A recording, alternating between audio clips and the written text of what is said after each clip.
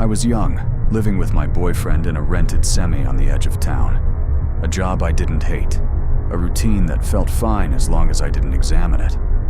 I'm not someone who processes out loud, but I've been sitting on this a long time, and the reason I keep stopping isn't embarrassment. It's that I still don't understand what I walked into.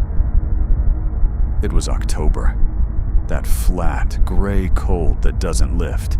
The light draining out of the sky by 4. The house dark before you'd thought about dinner. I don't know why that detail keeps coming back. It just does. The thing I was most attached to, embarrassingly so, was my dog. His name was Milo. Tan coat, small build, one white ear. He'd been with me through 2 house moves and a bad year I won't get into. The kind of constant you stop noticing, right up until the moment it isn't. I posted about him constantly, more than I realized. Photos, videos, captions about nothing. Shared into every local group I'd ever joined, across every platform. Because that's what you do when something makes you happy. I didn't think about what that made visible, who might be patient enough to piece it together. The version of me that existed before the 3rd week of October just posted. And I think someone was counting on exactly that. Milo went missing on a Tuesday. I let him into the back garden, the same as every morning. And 20 minutes later, the gate was still shut, the fence intact, and no sign of him anywhere. He was just gone. I need you to understand those 3 days, because what came next doesn't make sense without them. I barely slept. I drove the same routes in loops, then walked them. I printed posters and came back to fix them when the wind pulled the corners loose. I posted into comment sections that filled briefly with kindness and then went still. By the 3rd day, I'd run out of real places to look. I was going through the motions because stopping felt worse. The message came at 5:30 on the Thursday.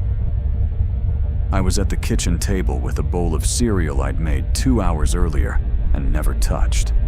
A private message from someone I didn't recognize. I looked at the profile first. 4 photos. No mutual friends. A name I didn't know. Something about the account I couldn't name. A feeling that it existed the way a prop exists. Present. Detailed enough to pass at a glance. I noticed that. Then, I told myself I was being paranoid and opened it. "Hi, I think I might have found your dog. Is he tan with one white ear?" I read it twice. Then, "There's a small scar below his left eye." I put the phone down. The coat, the ear, those were in every poster. Anyone who'd looked would know. But the scar. I went back through every photo I could remember posting. It was possible I'd shared it somewhere, at some angle I'd never thought about. It was possible. I told myself that and messaged back. The reply came within a minute. A street name, 15 minutes away. 60 seconds, for someone who'd apparently spent 2 days trying to find the owner. I noticed that too. Then I told myself I was being paranoid, again. My boyfriend was upstairs. I could hear the floorboards, the ordinary sound of a Thursday evening. I should have called up to him. I should have said where I was going. I picked up my keys. The street took 15 minutes to find, and about 5 seconds to read wrong. I'd told myself on the drive that I was about to embarrass myself.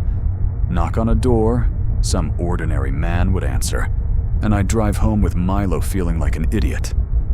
I rehearsed the whole apology. I parked outside and looked at the house before I did anything. It was fine. Small front garden, curtains drawn, a light on somewhere inside. One of those houses that gives you nothing. A door and a narrow path. I almost believed the version where this was nothing. I messaged from the car. "I'm outside. 3 dots. Gone. Back again." He's so happy. "I think he can hear you already. I'll be right out." And then, from somewhere inside, a dog barked. it sounded exactly like him. That's the moment I can't account for. Something in me just moved, before I'd consciously chosen to. I was halfway up the path when the barking stopped. Just stopped. The exact moment I stepped onto it. I told myself dogs settle when they hear you coming. I told myself that made sense. The door opened before I reached it. The man in the doorway was not the person from the profile. I knew it immediately.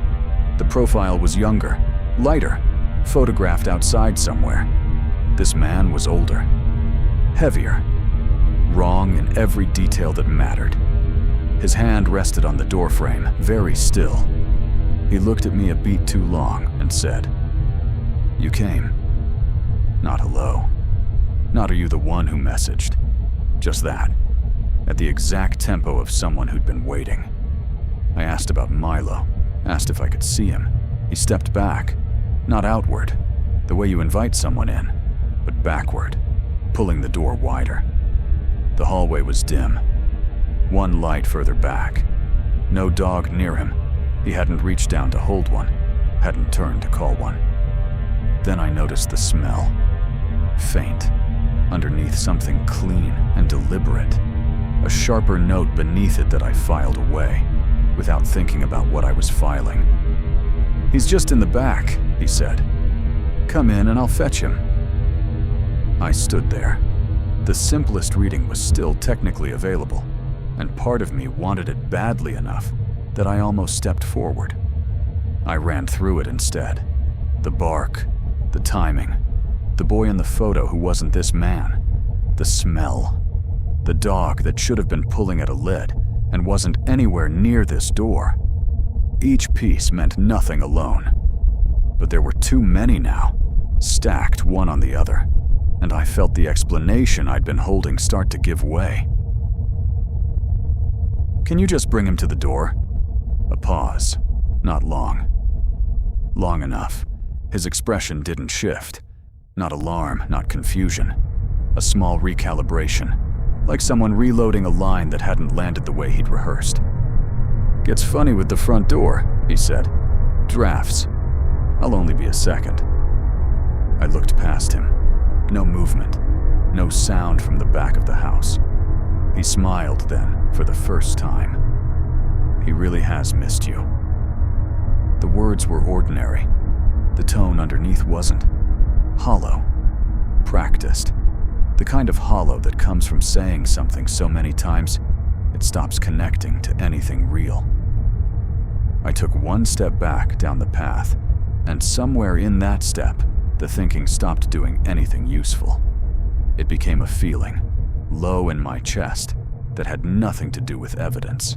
The gut one, where every fiber tells you to run before your mind has finished deciding why. It didn't arrive loud. It arrived quietly, underneath everything. And then, all at once, it was the only thing in me. The street was too quiet for 5:30 on a Thursday. No cars, no other doors, no one walking a dog of their own. I hadn't told anyone where I was. My boyfriend was home with the radio on. No idea this street existed. I thought about what was behind that door, in the part of the house I couldn't see, and I didn't let the thought finish. The shape of it was enough. That there are reasons a man wants a woman to step past him into a dim hallway that have nothing to do with a missing dog. And I was standing close enough to find out which one this was. "I'm going to call his name," I said. "From out here. If he hears me, he'll come to you." Anyone who actually had my dog would have stepped aside. He didn't step aside. And that was when his first two words came back. "You came." Not a greeting. The thing you say to someone you've been waiting for. The bark stopping the second I stepped onto the path. The 60-second reply after 2 days of searching. The scar he'd known about before I could remember posting it. None of it had started with Milo wandering off 3 days ago. It started long before, with someone patient enough to watch and careful enough to wait for exactly this moment. "He's crated," he said. "In the kitchen." I called Milo's name, the way I always did, not a shout, just his name, normal. Silence. No bark, no scratching to come to me. Nothing. I said I'd forgotten something in the car. His lead, I think. I don't remember which lie I landed on. I just needed words in the air that weren't the truth. I turned and walked. Fast, not running. Some part of me still performing normal. Heard the door pull wider. The smell again. Stronger. Out here, in the cold, with no reason to be. I ran, hand on the door. In. Locked it before I looked up, hands shaking. Keys in the footwell. Couldn't find them. Couldn't find them. Got them. Engine on. I made myself look back through the windscreen. He was standing at the end of the path, not running, not calling out, just standing, half dark, the light of the house behind him, watching me the way you watch something you've already decided about. That was almost worse than if he'd chased me. I reversed so fast I clipped the curb and didn't stop driving until I was 4 streets away. Engine still running, both hands locked on the wheel. I filed a report that night, gave them the address, the screenshots, his face, the smell I couldn't name. The Facebook account was gone within a few hours of me getting home. Deleted, like it had never existed. Milo came home 11 days later. A woman 3 streets away found him under her car, thin, dehydrated, but alive. He'd been hiding locally the whole time, never anywhere near that house. I sat on the kitchen floor with him for a long time. He settled against me and stayed. That night, I went back through every post I'd ever shared about him, looking for the scar. I couldn't find it. That doesn't mean it wasn't there. I know that. I shared more than I can account for, across more groups than I remember joining. It's possible it appeared in a close-up I'd forgotten, at an angle I never thought about.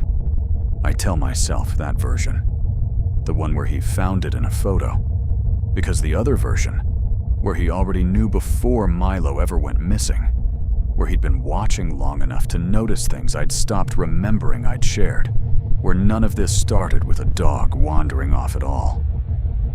I can't follow that one all the way to the end. I've tried. I always stop at the same place. Milo is asleep at the foot of the bed as I write this. The house is quiet. Everything is fine. And still, sometimes, I find myself going back through those old posts in the dark, not looking for anything, just looking, the way you check a lock you've already checked. And I still don't know if I mentioned the scar.